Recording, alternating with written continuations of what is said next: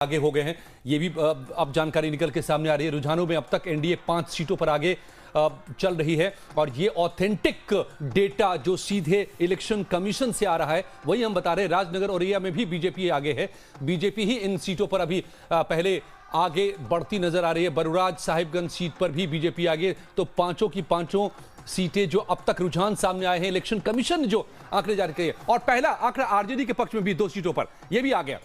अब देखिए आरजेडी भी 2 सीटों पर आगे आ रही है, मतलब 5 सीटों पर बीजेपी, 2 सीटों पर आरजेडी। ऋषभ तिवारी बीजेपी के प्रवक्ता हमारे साथ जुड़ गए हैं।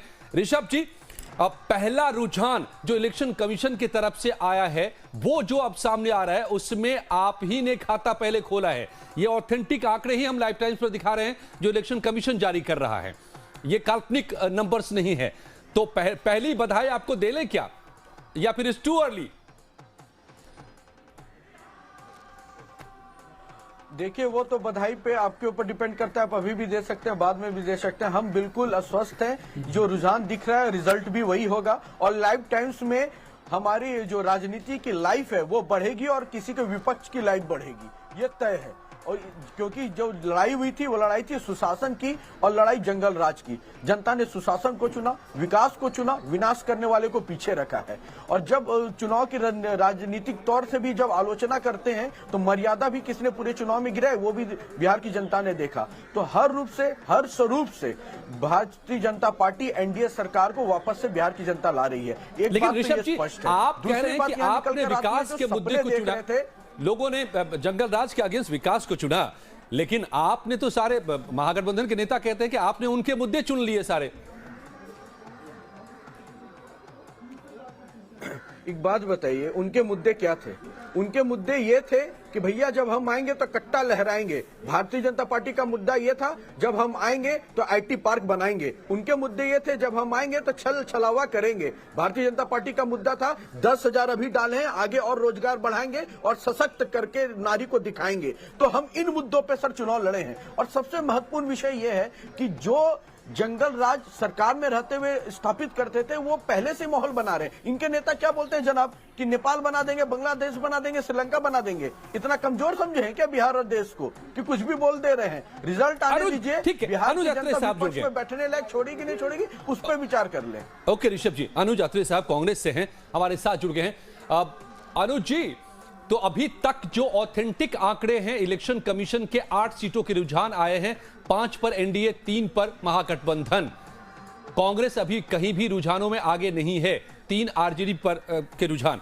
क्या कांग्रेस एसेट साबित होगी, जीत या हार जो भी होती है, या लायबिलिटी? देखिए, आपका अपना आकलन हो सकता है, लेकिन मुझे लगता नहीं कि बहुत अभी इस समय किसी भी चीज का तरफ इतना अपना नजरिया बना लेना बहुत जल्दी होगी। हमारे गठबंधन को स्पष्ट तौर से अभी सुझाव, शुरुआती रुझान, ये रुझान अभी जो है नतीजों में परिवर्तित होंगे। और जिस तरह से हम लोग आश्वस्त हैं कि अगर साफ सुथरी तरीके से, निष्पक्ष तरीके से ये गिनती होती है तो महागठबंधन की जीत को कोई नहीं रोक सकता। लेकिन जो सासाराम में जिस तरह से ईवीएम की वहां पर घपलेबाजी हुई, जिस तरह से घटनाएं देखने में मिली, तमाम तरह के जो है काउंटिंग सेंटर्स पे जिस तरह से घटने को देखने मिली, अगर ये सत्य होती हैं तो ठीक है, फिर तो इनको कोई जीतने से कोई रोक ही नहीं सकता। कोई भी शक्ति नहीं है, कोई भी सत्य को जो है हमेशा परास्त होता रहेगा। जब ये इस तरह से ये बेईमानी से, छल से चुनाव ये लड़ते रहेंगे और छल से चुनाव ये जीतने का प्रयास करेंगे, तो जब सारी सिस्टम इन्होंने हैक कर रखा है, हाईजैक कर रखा है, तो वो चुनाव तो ये लोकतांत्रिक तरीके से चुनाव तो हो नहीं रहा है। तो आपने चूंकि बीजेपी पर सीधा एक तरह से ब्लेम कर दिया, तो ऋषभ जी का एक रिएक्शन चाहिए। जब से भारतीय जनता पार्टी सत्ता में आई, चुनाव आयोग को इन्होंने बिल्कुल अपने इशारे की कठपुतली बना दिया है। जिस तरह से भारतीय जनता पार्टी चाहती है उसी तरह से चुनाव आयोग की नीतियां बनती हैं और उसी तरीके से उनके पक्ष में जो है नतीजे आ जाते हैं। लेकिन फिर भी हमारा मानना है कि इस बार जनता ने भर भर के चुनाव दिया है। युवाओं ने जो है भर भर के, बिहार के युवाओं ने अन्य प्रदेशों से आकर के वोट डालने स्पेशली इस बात के लिए आए हैं कि जो 20 साल का जो प्रशासन है और जो भारतीय जनता पार्टी का जो ट्रबल इंजन साथ में मिल गया है, ठीक है ऋषभ जी, नाम पे इनको उखाड़ फेंकना है। अगर ये रुझानों मैं तो आपको पहले एक करेक्ट कर दूं कि आपने कहा कि हम पर डिपेंड करता है कि आप कांग्रेस को किस नजरिए से। सुनते लीजिए अनुज जी, आपने काफी कुछ कहा हम पर नहीं डिपेंड करता है, ये आंकड़ों पर निर्भर करता है। 2020 के आंकड़े बताते हैं कि कांग्रेस लायबिलिटी साबित हुई थी, वरना शायद तेजस्वी सीएम हो जाते। ऐसा कई जानकारों का मानना है। मेरे साथ